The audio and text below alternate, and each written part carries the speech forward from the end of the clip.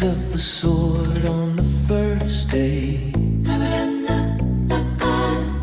Everybody wraps their hands and swings and learns the way. I wrapped my hands and swung. I swung for hours. I wanted it to work. I swung until my hands ached. Wait, just wait, just wait. The instructor looked at me like I was soft. The warrior beside me laughed and called it fear. But it wasn't fear, it was something more, like knowing these hands weren't made for this, not here.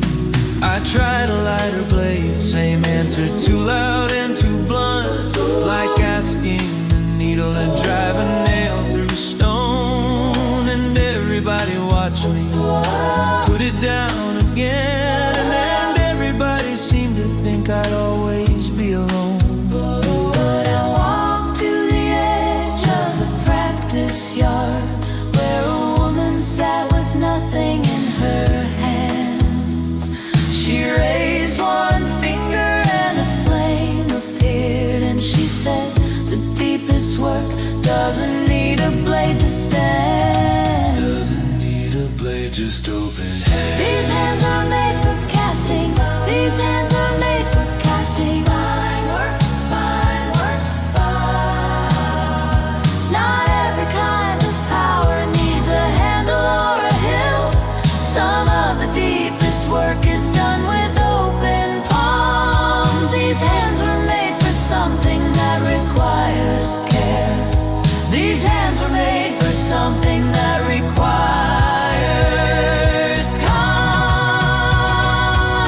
I thought for years that I was just too fragile. I thought my hands were telling me I'd lost before I tried.